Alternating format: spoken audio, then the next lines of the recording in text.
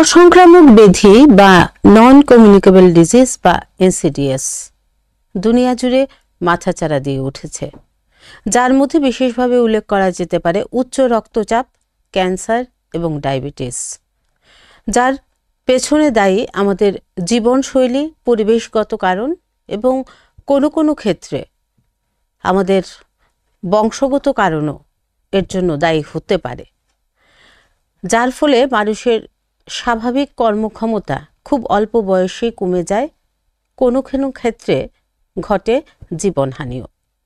নমস্কার, সমাজ দর্পণে আপনাদের স্বাগত। সঙ্গে রয়েছে আমি শুভ্রস্মিতা। আর আজ আমরা আমাদের স্টুডিওতে আমন্ত্রিত অতিথি হিসেবে যাকে পেয়েছি, আমাদের রাজ্যের বিশিষ্ট অবসরপ্রাপ্ত retired government medical officer doctor PK. Majumdar. নমস্কার স্যার, বিটিভি ত্রিপুরার পর্দায় আপনাকে স্বাগত। অসংক্রামক ব্যাধি যা একটা ভয়াবহ আকার ধারণ করেছে, প্রথমেই আপনার কাছে জানবো যে আমরা এই যে অসংক্রামক ব্যাধি বলতে কি বুঝি? নমস্কার ম্যাডাম, এটা বিগত দিনে এমনভাবে মাথাচাড়া দিচ্ছে যে সমস্ত ডাক্তার সমাজকে ভাবিয়ে তুলছে, শিক্ষিত সমাজকে ভাবিয়ে তুলছে।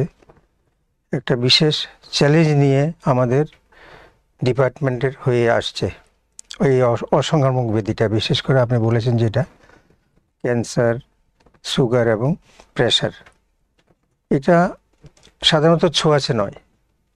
মানে যেমন ডায়রিয়া, আদার সংক্রামক ব্যাধি যেমন ভাইরাল ডিজিজ, এমন না। এটা কিন্তু আপনার নীরবে একটা জাতিগোষ্ঠীকে তথা মানব সমাজকে আস্তে আস্তে গ্রাস করছে, এবং এর মূলত কারণ হচ্ছে লাইফস্টাইল জন্য। যেমন আমরা দেখছি আজকাল বাচ্চা কাচ্চারা ঘরের খানা না খেয়ে জাঙ্ক ফুড নিয়ে দৌড়াদৌড়ি করে, এবং মোবাইলের দৌলতে খেলাধুলা ছেড়ে মোবাইল নিয়ে বসে থাকে, মানে ফিজিক্যাল অ্যাক্টিভিটি কমে যাচ্ছে। তাছাড়া বিভিন্ন নেশা বা উশৃঙ্খল জীবনযাপন, ড্রাগস, স্মোকিং, টোবাকো, ধূম্রপান, ওইটা আপনার স্মোকবিহীন এবং স্মোক দুটোই কিন্তু একইভাবে খুব ব্যবহৃত হচ্ছে আমাদের মধ্যে। এবং ত্রিপুরা রাজ্য তো এই যে টোবাকো, আপনার চিউইং, যে পান আমরা বলি, মহিলারা অনেকখানি এগিয়ে, 63% মতো। তো চিন্তা করুন, ওয়েস্টার্ন কান্ট্রি যেখানে ওরা ছেড়ে দিচ্ছে ধূম্রপান এবং টোবাকো, যে নিকোটিন ইনটক্সিসিটি, এটা আমাদের ভিলেজ লেভেল থেকে আরম্ভ করে শহরাঞ্চল সর্বত্রই কিন্তু এটা চলছে। গুটকা, খৈনি, স্মোকিং, এই যে টোবাকো, এটার অ্যাক্টিভ ইনগ্রেডিয়েন্ট হলো নিকোটিন। এটা সো ক্রেভিং, এটা ব্লাড লেভেলে না থাকলে পাগল হয়ে যায়। ইভেন অ্যালকোহল থেকে ওটার নেশা নাকি বেশি।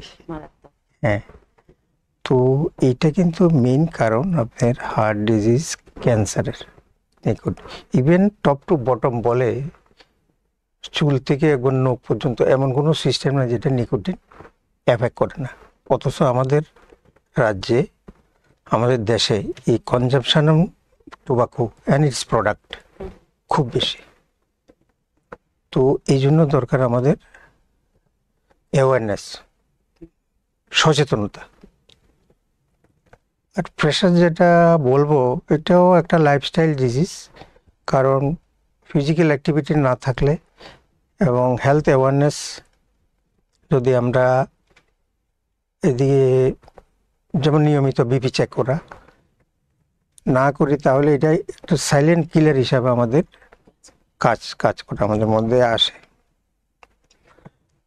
এই যে বিপি কথা আপনি বললেন, হ্যাঁ, মানে রেগুলার তো আমরা বিপি চেক করব, ঠিক আছে, হ্যাঁ, প্লাস সাথে তো আমাদের প্রেশারের ওষুধটাও রেগুলার খেতে হয়। হ্যাঁ, তো অনেকে মনে করেন যে আমার প্রেশার এখন নর্মাল আছে, হ্যাঁ, আমি এখন খাবো না প্রেশারের ওষুধ।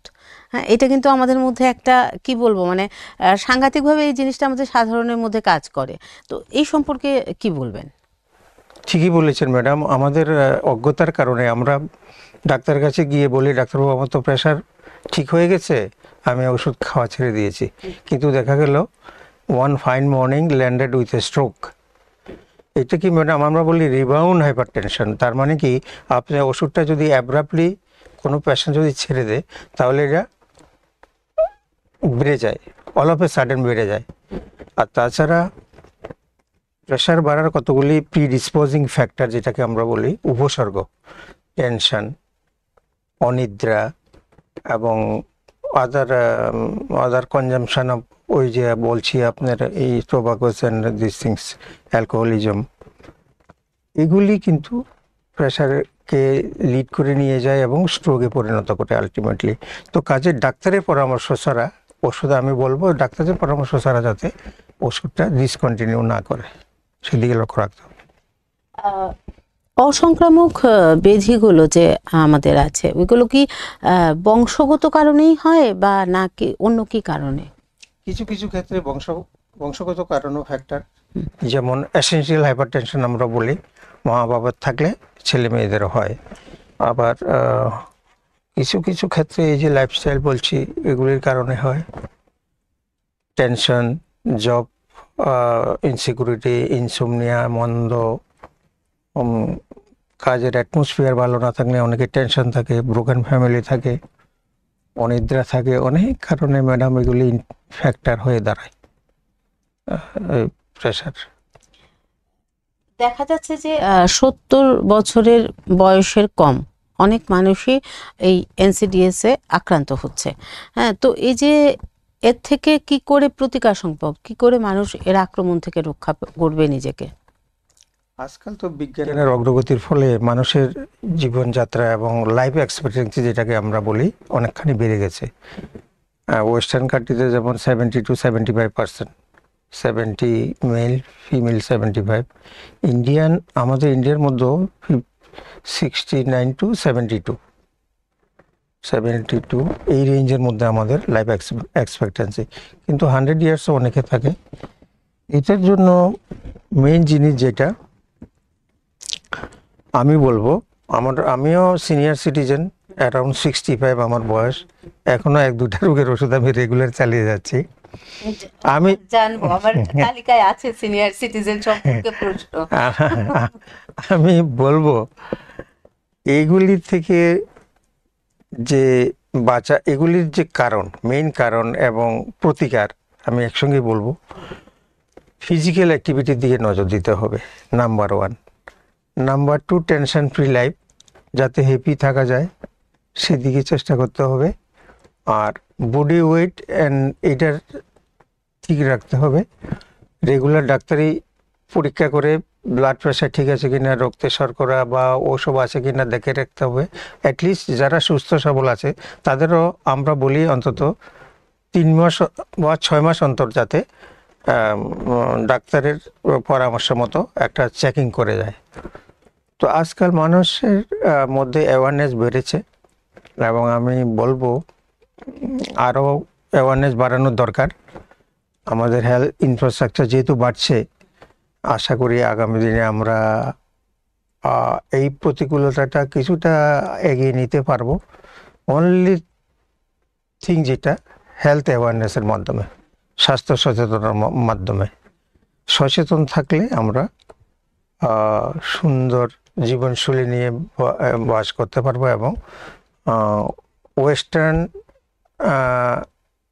কান্ট্রিগুলিতে যে স্ট্যান্ডার্ড যেগুলি আছে 70-75, যে আমি আগে বলেছি, আমরা সেই টার্গেটটা টাচ করতে পারবো।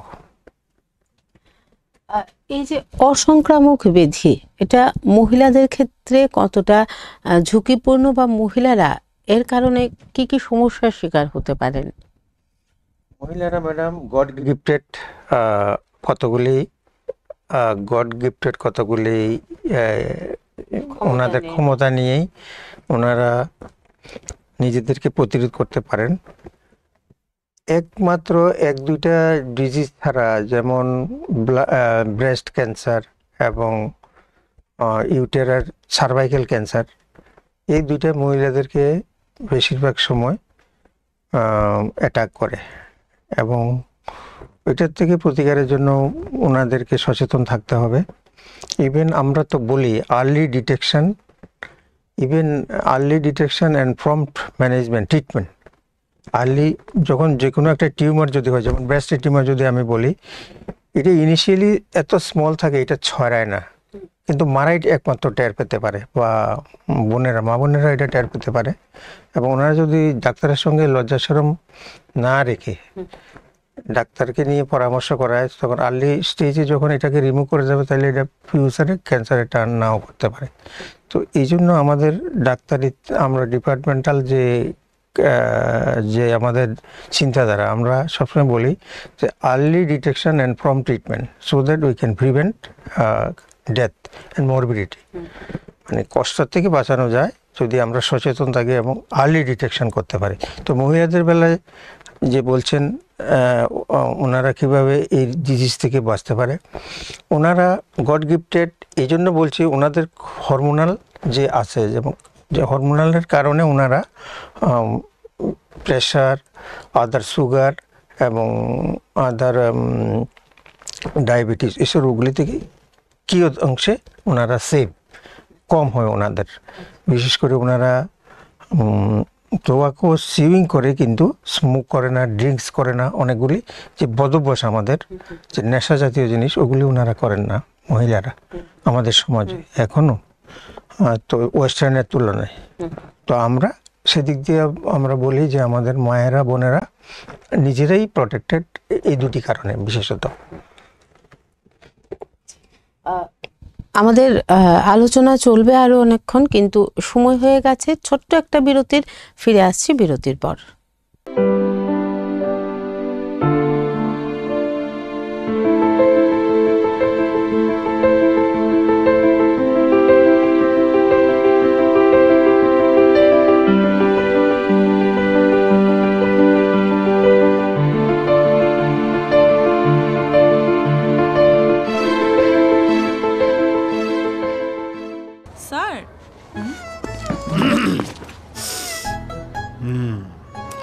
বাচ্চাদের টিফিনে যাই দিই তাই ফেরত আসে, কি যে করি। জি স্যার, ওরা তো কিছুই খেতে চায় না। চেটেপুটে খাবে, আবার ভালোও বলবে। কি? ফ্রুট ফানের কথা বলছি। ফ্রুট ফান বিস্কুটের আনারসের ক্রিমি স্বাদে সবাই ডুবে যাবে আর বলবে, গয়না যখন বোঝে তোমার স্টাইল। শ্যাম সুন্দর কোম্পানি জুয়েলার্স। শেফদের পছন্দ সিস্টার মশলা, যা মডার্ন টেকনোলজি এবং স্বাস্থ্যসম্মত। সিস্টার, নিশ্চিন্তের প্রতীক।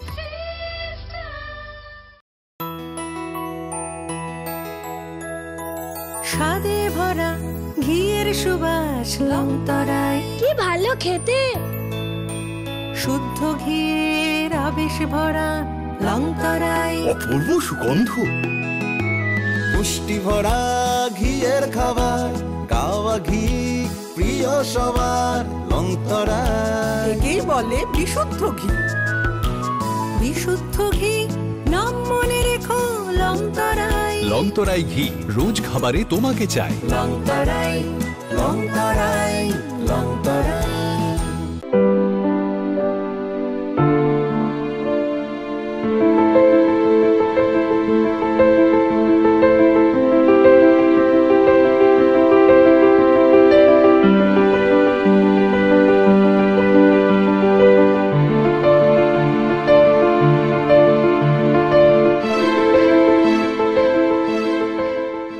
ফিরে এলাম আবারও বিরতির পর। আবার সরাসরি চলে যাব স্যারের কাছে। আমরা বিরতিতে যাবার পূর্বে বলছিলাম যে মহিলাদের ক্যান্সার বা অসংক্রামক বিভিন্ন ব্যাধির কথা। স্যারের কাছে আমরা জানবো যে একজন মহিলা কি কি সিমটমস দেখে বুঝতে পারবে যে তার ক্যান্সার বা টিউমার এরকম কিছু রয়েছে। মহিলাদের ক্যান্সার সাধারণত আমরা দেখি ব্রেস্ট ক্যান্সার বা স্তনের ক্যান্সার, এবং জরায়ুর মুখের ক্যান্সার বা সার্ভাইকাল ক্যান্সার। এটা আমরা লেট ডায়াগনোসিস হয় প্রায় সময়। কেন কি আমরা যতই শিক্ষিত হই না কেন আমাদের একটা কনজারভেটিভ আইডিয়া থাকে যে আমরা লজ্জা শরমের ভয়ে সাধারণত ডাক্তারের কাছে যাই না বা নিজের প্রবলেমগুলিও খুলে বলি না, এক্সপোজ হই না আমরা। তো সে কারণে আমি বলবো, আগেও বলেছি এখন আবারও বলছি যে আর্লি ডায়াগনোসিস মানে রোগ যদি প্রথমেই ধরা পড়ে এবং চিকিৎসা শুরু করে দিই তাহলে আমরা এই মহামারীর এবং লাইফ সেভিং করতে আমাদের যে বিজ্ঞানের যে অগ্রগতি এবং সার্জিক্যাল যে ডেভেলপমেন্ট হয়েছে, অনেক ডেভেলপমেন্ট হয়ে গেছে, ওষুধ থেকে আরম্ভ করে শল্য চিকিৎসা সব কিছু হয়েছে এবং আমরা অবশ্যই মায়েদেরকে মুক্তি দিতে পারবো এই রোগগুলি থেকে এই আর্লি ডিটেকশন করে। কিন্তু লেট হয়ে গেলে তখন সমস্যা হয়।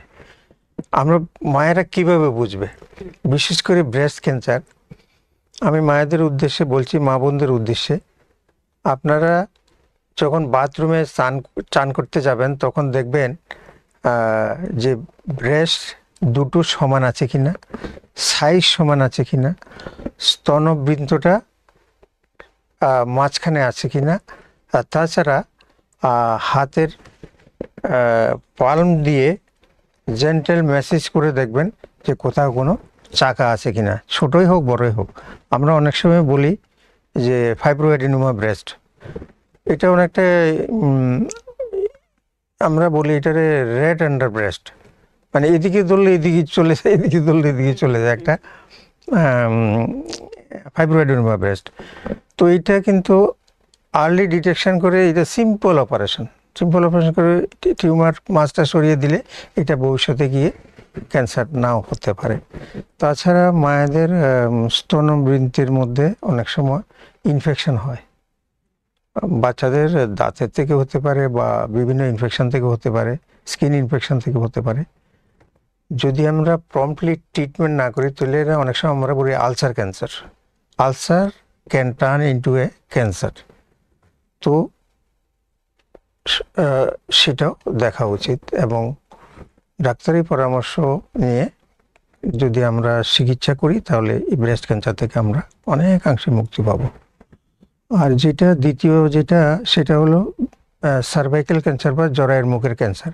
সেক্ষেত্রে লক্ষণগুলি যেমন থাকে ডিসচার্জ বা সাদা স্রাব, ইনিশিয়ালি সাদা স্রাব হয়, পরবর্তী সময়ে রক্তস্রাব হয়, কোমরে ব্যথা হয়, তলপেটে ব্যথা হয়, এমনকি স্বামী স্ত্রী মিলনের সময় ব্যথা হয়। এবং সেক্ষেত্রে মায়েদের উচিত গাইনোকোলজিস্ট ডাক্তার দেখিয়ে এটার চিকিৎসা করা, ট্রিটমেন্ট করা।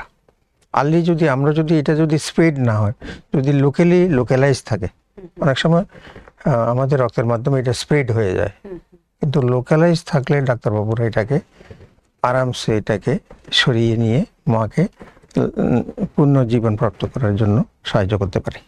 মানে আমরা যদি একটু সচেতন থাকি এবং সঠিক সময়ে যদি আমরা ডক্টরের কাছে পৌঁছতে পারি তবে আমরা অবশ্যই এই মারণব্যাধির হাত থেকে রক্ষা পাওয়ার চান্স রয়েছে অনেকটাই। আচ্ছা, এবার আসবো সিনিয়র সিটিজেনদের কথায়। এই যে আমাদের সিনিয়র সিটিজেন যারা রয়েছেন তাদের ক্ষেত্রে এই অসংক্রামক ব্যাধির ঝুঁকি কতটা রয়েছে? সেটাও ম্যাডাম বলবো মেল ফিমেলের বেলায় এবং সচেতন অসচেতন বা শিক্ষাগত যোগ্যতার উপর অনেকখানি নির্ভর করে, ফিনান্সিয়াল স্ট্যাটাসের উপর অনেকখানি নির্ভর করে। তো যেটা আমরা লক্ষ্য করি বিশেষ করে প্রেশার এবং সুগার এখন বাড়ছে আমাদের, স্ট্রোক, প্রেশার থেকে স্ট্রোক হয়ে যায় এবং ক্যান্সারের কথা তো আমরা অনেকখানি বলেছি। এই সুগার যেটা আজকাল দেখছি আমরা, WHO বলছে 2030-তে আমাদের ইন্ডিয়া হয়ে যাবে capital of diabetes, world capital of diabetes. তার মানে এত দ্রুত হারে এটা বাড়ছে। এটার একমাত্র কারণে আমি বলবো আমাদের হেলথ অ্যাওয়ারনেস আমরা অভাব আমাদের। এটার মুখ্য কারণ হলো ল্যাক অফ ফিজিক্যাল অ্যাক্টিভিটি এবং স্বাস্থ্যসম্মত খাবার খাই না 2 নম্বর। আর 3 নম্বর হলো উচ্ছৃঙ্খল জীবনযাপন, স্মোকিং, ড্রিঙ্কিং, এইসব নেশাগ্রস্ত জিনিস যতই ব্যবহার চলছে সমাজে, ততই এই রোগগুলি আস্তে আস্তে বাড়ছে। তো এটার থেকে উত্তরণের ওই একই রাস্তা, যে নিয়মিত শরীর চর্চা করতে হবে, ওষুধ খেতে হবে এবং পরিমিত আহার আর রেগুলার চেক করতে হবে, ব্লাড চেক, ডাক্তারি পরামর্শ নিয়ে ওষুধ। এবং 3টা মেইন যেটা, নাম্বার 1 ইজ ফিজিক্যাল এক্সারসাইজ। এটার কোনো কম্প্রোমাইজ, এটার সঙ্গে কোনো কম্প্রোমাইজ করা যাবে না। ফিজিক্যাল এক্সারসাইজ করবে এবং 2 নম্বর রেগুলার মেডিসিন খাবে এবং ব্যালেন্স ডায়েট। ব্যালেন্স ডায়েট আমরা কি বলি? Protein, fat, vitamins, minerals, water and vitamin, এইগুলি, এই যে 6টা ব্যালেন্স ডায়েট। আপনাদের খাদ্য দিস ডায়েট চার্ট আমাদের prescribe as per prescribe of ডায়েটিশিয়ানের প্রেসক্রাইব মতো ডায়েট খেতে হবে, এক্সারসাইজ করতে হবে এবং নিয়মিত ওষুধ খেতে হবে, পরীক্ষা নিরীক্ষা করতে হবে timely.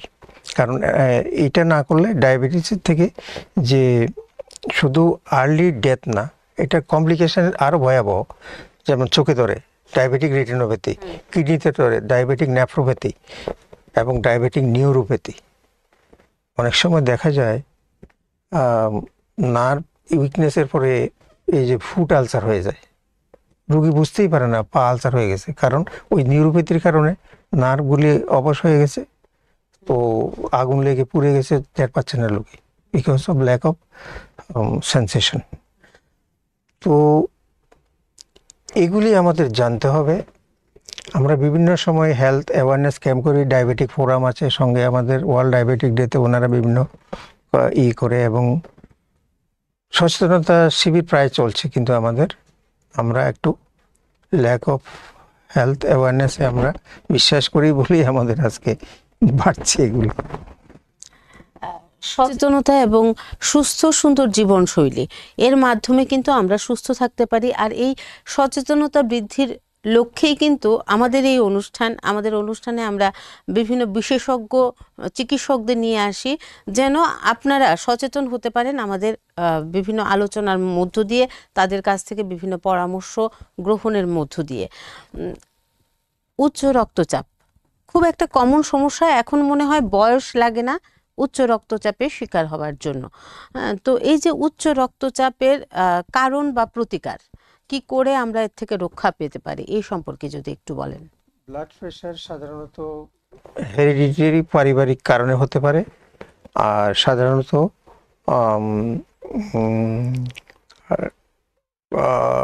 Poor dietary habit and stressful life, জীবনশৈলীর পরিবর্তন তো মাস্ট। সেখানে প্রেশারটা নিয়মিত চেক করতে হবে। 30 ঊর্ধ্ব যে কোনো ব্যক্তিকে অন্তত মাসে 1-2বার প্রেশার চেক করা উচিত এবং ব্লাড টেস্ট করা উচিত। কোলেস্টেরল, যে আমরা লিপিড প্রোফাইল বলি, লিপিড প্রোফাইলটা করলে আমরা বুঝতে পারি কোন কারণে ওর প্রেশারটা হচ্ছে, সেটাও চেক করা উচিত অন্তত বছরে 1বার। আর এই প্রেশারের থেকে কিন্তু আমাদের স্ট্রোক হয়। স্ট্রোক একটা কমন কথা আমরা শুনেছি, এবং বিশেষ করে শীতকালে যেটা হয়। আর প্রেশারের রোগীরা কিন্তু সাধারণত, যেহেতু একবার প্রেশার হলে সল্ট এবং আদার ফ্যাটি ডায়েট আমরা অ্যাভয়েড করতে বলি, কিন্তু পেশেন্ট এগুলি মানতে চায় না, নাম্বার 1। নাম্বার 2, মেডিসিনটা ডিসকন্টিনিউ করে দেয়। যেহেতু এটা লাইফ লং খেতে বলা হয়, এই জন্য অনেকে আইদার ফিনান্সিয়াল কারণে অ্যাফোর্ড করতে পারে না, বা অনেকে কেয়ারলেসনেস ছেড়ে দেয়, কিন্তু তখনই ক্যাটাস্ট্রফিটা হয়ে যায়। তো আমার সিনিয়র সিটিজেন এবং ইভেন 30 ঊর্ধ্ব এই সমস্ত যারা আছেন, মধ্যবয়সী যুবক যুবতীরা যারা আছেন, সবাই অন্তত এই বর্তমান জীবনশৈলীতে এই প্রেশারের শিকার হওয়ার চান্স সবচেয়ে বেশি। আমি বলবো ওনারা অন্তত মাসে 1-2বার প্রেশারটা চেক করা উচিত। আর প্রেশারের লক্ষণ আমরা বলি এবং শুনি যে স্যার আমার মাথা ঘুরাইতেছে, আমার ব্লাড প্রেশারটা একটু চেক করে দেন। অ্যাকচুয়ালি তা না, মাথা ঘুরানোর অনেক কারণ থাকতে পারে। এবং pressure should be the last one. প্রেশারে আমরা ডেফিনেশন বলি ইটস এ সাইলেন্ট কিলার, এটা স্লোলি আস্তে আস্তে বাড়তে থাকে, আমরা টেরই পাই না, যে কারণে আমাদের হার্ট হাইপারট্রফি হয়ে আলটিমেটলি হার্ট ফেলিউরের দিকে চলে যায়। আমরা এলভিএইচ বলি, লেফট ভেন্ট্রিকুলার ফেলিউর, এলভিএফ। এবং ব্রেনে এন্ড অর্গান, কিডনি এবং লিভার, হার্ট, এগুলিতে ওই প্রেশারের কারণে রক্ত সঞ্চালনটা বন্ধ হয়ে থাকে, এই কারণে মায়োকার্ডিয়াল ইনফাকশন বা হার্ট অ্যাটাক আমরা এগুলি শুনি প্রেশারের কারণে। তো আমি বলবো রেগুলার ওষুধ খেতে হবে ডাক্তারের পরামর্শ মতো, নাম্বার 1। নাম্বার 2, ফিজিক্যাল এক্সারসাইজ করতে হবে, এবং ডায়েটের যে আজকাল যে junk food and other fast food and উচ্ছৃঙ্খল বলতে আমি ওই যে আপনার drugs, alcohol, smoking, this thing has to be prevented, এগুলি থেকে বাঁচতে হবে আমাদের। প্রসঙ্গক্রমে আরেকটা কথা জিজ্ঞেস করছি যে আমাদের একটা মধ্যে একটা কনফিউশন কাজ করে যে মর্নিং ওয়াক করব না ইভিনিং ওয়াক করব। বিশেষ করে প্রেশারের রোগীদের ক্ষেত্রে বলা হয় যে সকালবেলা ঘুম থেকে উঠে হাঁটতে বেরোতে নেই। সাধারণ এই কথা চলে যে প্রেশারের রোগী যেন সন্ধ্যের পরে ওয়াকটা করে, ইভিনিং ওয়াক করে। তো এটা আসল কথা, একজন হাই প্রেশারের একজন লোক কখন ওয়াকিংটা কখন করবে? ওয়াকিংটা any time of the day বলে, any time of the day, দিনের যে কোনো সময় ওয়াক করতে পারে টাইম নিয়ে। তবে মর্নিং ওয়াকটা কেন করা হয়, তখন মর্নিংয়ে ওজনের লেয়ারটা বেশি থাকে, বাতাসে অক্সিজেনটা বেশি থাকে। আর ইভিনিংয়ে হয়তো আমাদের এই জনবহুল শহরে ডাস্ট অ্যান্ড আদার পার্টিকেল থাকে, তাইলে সেই ক্ষেত্রে কন্টামিনেশন, এয়ার পলিউশনের চান্স একটু বেশি থাকে। তো সেক্ষেত্রে অনেকে হয়তো রাজি নাও হতে পারে। তো morning is the best time, and whenever time is available, at least 10 minute থেকে শুরু করে half an hour, even 1 hour. আমি বিগত কিছুদিন ধরে যদি আমি সকালে না পারি আমি বিকালে হাঁটি, বিকালে না পারলে সকালে হাঁটি। আমার বডি ওয়েট ছিল এট টাইমস 75 এক সময়, madam. It has come down now 60, around 60, only because of morning walk and dietary restriction. তো এখন অবসর আছি বলেই তো এটি করতে পারছি, কিন্তু কর্মজীবনে এবং বিভিন্ন টেনশনের কারণে অনেক সময় হয়ে ওঠে না। তবে আমি বলবো this is part of life, এগুলি নিয়ে চলতে হবে এবং জীবনে চলতে গেলে আগে সুস্থ থাকতে হবে, রাইট। কাজেই ফার্স্ট প্রায়োরিটি যত্ন রাখার সময় বের করতেই হবে, সময় বের করতে হবে। অনেকে আমি দেখি রাত্রিবেলা খাওয়ার পর ওয়াক করেন, হ্যাঁ, তো এটাও কি করা যেতে পারে? হ্যাঁ, এটাও অ্যালাউড। আচ্ছা, যাই হোক, তাহলে আমাদের কাছে তখন সময় থাকে, আধা ঘন্টা সময় তখন বের করাই যায়। আরেকটা যেটা মানে প্রতিটি ঘরে ঘরে দেখা যায়, ডায়াবেটিস। তো সেই ক্ষেত্রেও বয়সের কোনো ব্যাপার থাকে না। তো এই যে ডায়াবেটিস থেকে আমরা কিভাবে বাঁচবো বা প্রতিকার কি, বা আক্রান্তই যেন আমরা না হই, সেই ক্ষেত্রে আমরা কি করব? ম্যাডাম, দু ধরনের, একটা হলো ইনসুলিন ডিপেন্ডেন্ট, এটা আমাদের অগ্ন্যাশয় গ্ল্যান্ড থেকে আসে, আইল্যান্ডস অর ল্যাঙ্গারহ্যান্স থেকে ইনসুলিন সিক্রেশন হয়। ইনসুলিনটা গ্লুকোজটাকে শরীরের সেলের মধ্যে ঢুকানোর জন্য পারমিশন দিয়ে এটাকে ইউটিলাইজ করার ক্ষমতা দেয় ইনসুলিন। যখন ইনসুলিনই থাকে না বডিতে, তখন এটা ইনসুলিন ডেফিসিয়েন্ট বা টাইপ 1 ডায়াবেটিস বলা হয়। আর type 2 is very common. Type 2 diabetes এটা হলো বয়স্করার হয়, সাধারণত 40 এন্ড অ্যাবভ। এবং এক্ষেত্রে main factor again diet, body weight and stressful life, and to some extent ফ্যামিলিগত ট্রাইট মে প্লে পার্ট।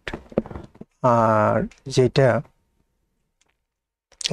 আগেও আমাদের আলোচনায় এসছে যে খাওয়া দাওয়া এবং চেক আপ, আমাদের শরীরের যে বডি স্থূলতাটা, অনেক সময় দেখবেন অনেক বাচ্চারা অনেক মোটা টোটা হয়ে যাচ্ছে, অনেকে বডি কন্ট্রোলই করতে পারছে না।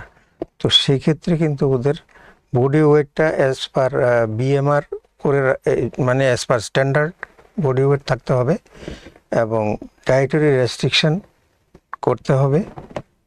নাম্বার 3 ফিজিক্যাল এক্সারসাইজ করতে হবে।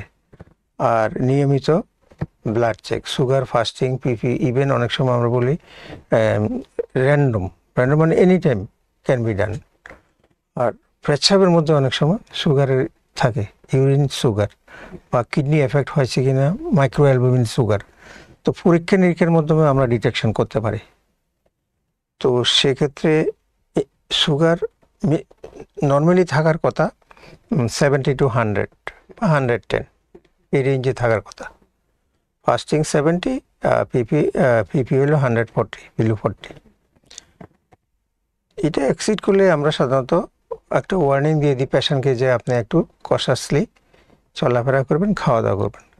এবং খাওয়া দাওয়ার মধ্যে বিশেষ করে কার্বোহাইড্রেট যেটা আমরা ভাত খাই, রাইস, হুইট, আটা, গম, সুজি, এগুলি